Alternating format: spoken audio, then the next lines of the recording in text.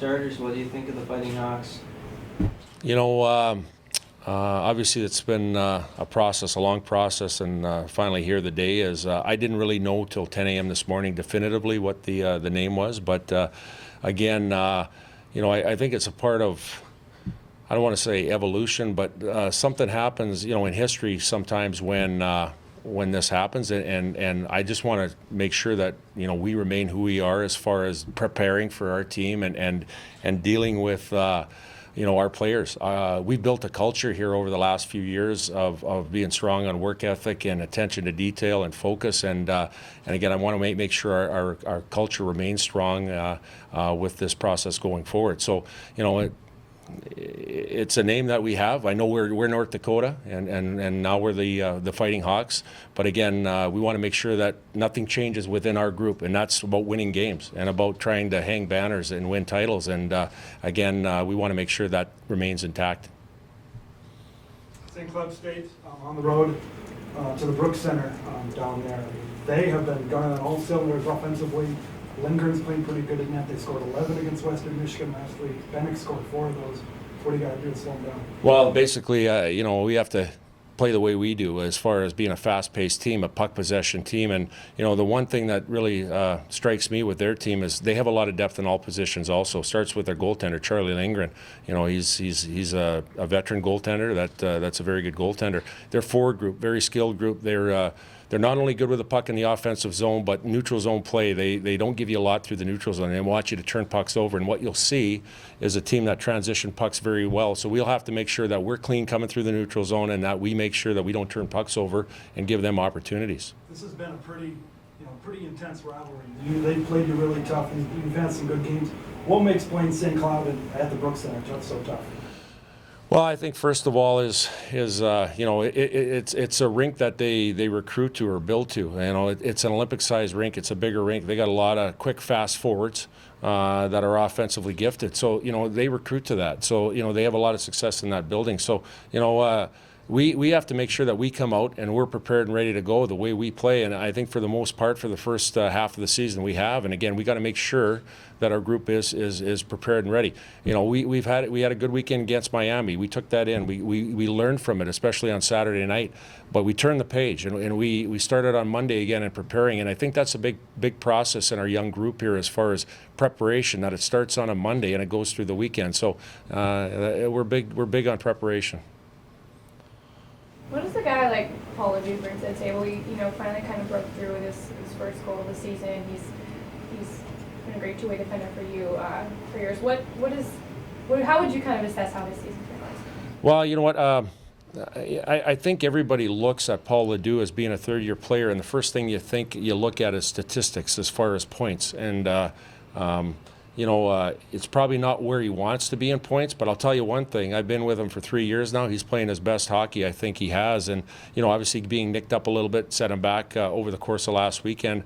But you know what? He's defending very well. He's not getting the points he probably wants to, but when you transcend that into our success, he's a big reason why we're where we're at right now as far as our record. And again, you know, his future, you know, what he's going to be at the pro level eventually when he gets there is going to be that solid defender, that solid guy that can bring a little bit of offense. So, you know, in our eyes, you know, he's playing well for us, and again, we continue to expect that from him weekend in, weekend out. Might he play on Friday, or what's the? Yeah, you know what? He practiced yesterday with us, partially through the practice. So he's going to go out today. Hopefully, we can get through the whole day today. Said that it wasn't aggravating him very much yesterday, but we wanted to make sure that we didn't set him back. That was the biggest thing. You know, yesterday was a heavy day, a lot of play without the puck. It was a grind day, and again, he went through the first part.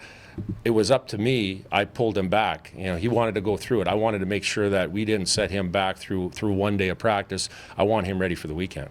How about Chisholm? Same thing. He went through the first part again, and again, he'll be going in practice today, and hopefully he'll get through the first part. But again, like I said, our main focus is this weekend and having all players available for the weekend to make sure that we will have a chance here. Is it a concern how many penalties your team has been taking and the penalty kill? Well, you know what, the first part of your question about taking penalties, that is a concern as far as when you play teams like St. Cloud. You know, they feed off of power plays. They're very good on the power play. So again, discipline is a very big thing. You know, as far as penalty kill, like I said, we got to make sure that we get better at that, and part of that is winning face-offs and guys getting used to their tandems and different things as far as being cohesive and being on the same page when we kill penalties. Likewise, too, they don't take a lot of penalties, you know. So again, like, we have to be sharp on a power play because you might only get 2 a game. So again, that's the key, and that was part of our preparation this week too, is making sure that we are good in those areas, and then also that we are disciplined in those areas. Is it basically just a lot of younger players and replacing role players from last year? Is that just kind of a tweak? Yeah, you know what, like, you know, when you look at a penalty kill and you look at the Connor Gorders and the Steph Pattons and those type of guys, like, those were sometimes guys that were starting your kill or a big part of your kill, and now you're relying on some other guys, and other guys are doing a good job, but like, we want to make sure that we get into a rhythm here and some continuity within our structure, and again, you know, the biggest part is face-offs, which is another part that we're working on this week. So. With some of the injuries that you've been dealing with, how have you guys been able to just still be successful and keep winning games? You know what, that very first question that somebody asked me about today, you know, about, you know, being something else today, I'm really proud of our guys because of what we have been over the last 60 years of our existence, is our culture. It never changes. It doesn't matter who's in the lineup. It's a next guy up attitude. That it's a team first mentality. That is something special we have here at North Dakota that'll never ever change within our group. So again, it doesn't matter who's in the lineup. They know expectations that when they go in, they have to perform and execute. And again, that's something special to our group.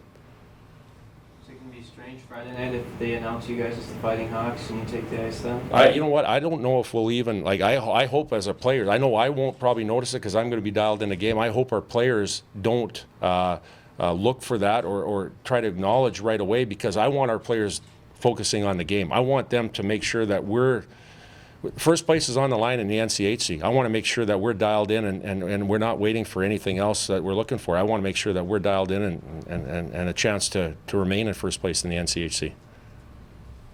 Any more questions? Thanks, Coach. Thank you. Thanks. Yeah.